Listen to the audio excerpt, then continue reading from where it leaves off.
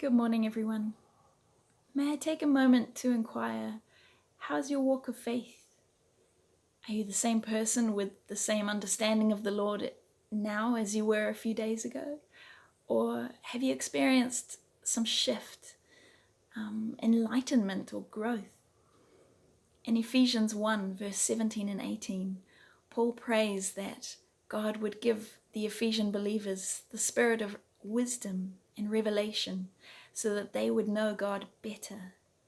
He prayed that the eyes of their hearts would be enlightened. And he prayed in chapter 3 that they would be strengthened in their inner being.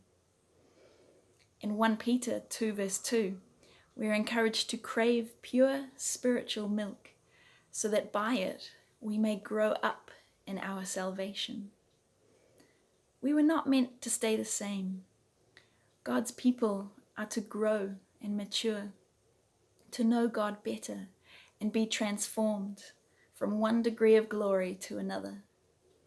And although God's Spirit empowers us and inspires us, God longs for a two-way relationship, that we might do our part to pursue Him and His kingdom. And that takes discipline. In fact, anything we do takes discipline. To be able to drive a car or make a meal all begins with practice and focus. One driving lesson after another.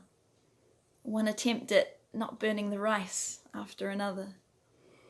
And this practice and discipline is the same with our walk of faith. God's word encourages us to learn and to grow, to go deeper and further, to put into practice the teachings of Christ. We are told to meditate and study the scriptures, to serve, to worship, to share in communion, to pray and fast, to be hospitable, and to give thanks in all circumstances. And this humble discipline draws us closer to God Himself.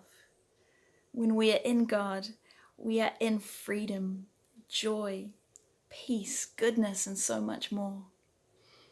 So my prayer for us this morning and my encouragement is that we would not stay where we are. We would not settle for what we already know of God, that we would hunger and thirst to go deeper in Him, but also that we would have the courage to take on these spiritual disciplines that God has designed for us in love so that we might grow and know Him better. Bless you heaps.